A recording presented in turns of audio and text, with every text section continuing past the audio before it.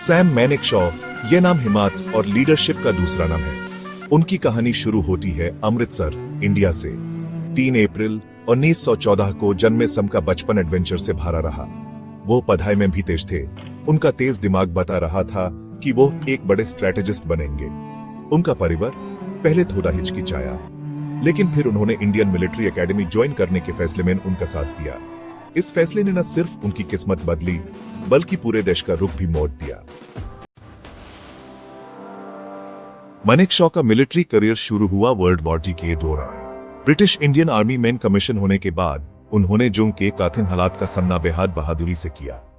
Burma के मैदान जंग से लेकर हिंदुस्तान की उतारी सीमाओं तक उन्होंने अपनी सेवा दी।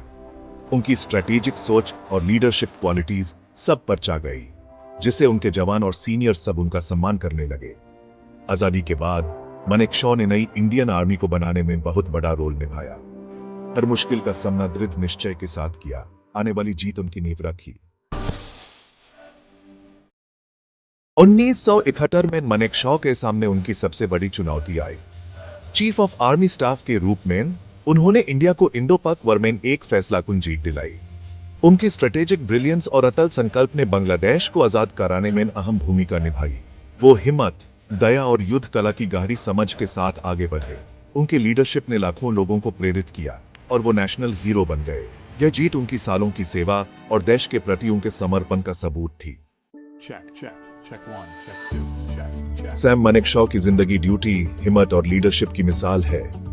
उन्हें पद्मा विभूषण, इंडिया का दूसरा सबसे बड़ा सिविलियन अवार्ड मिला, लेकिन मेडल्स और इनाम से आगे वो शौर्य और बलिदान की एक विरासत छोड़ गए।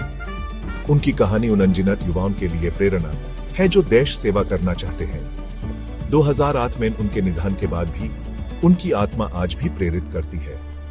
वो इंडियन आर्मी की शक्ति के प्रतीक और एक फौजी के अटल हौसले की मिसाल है।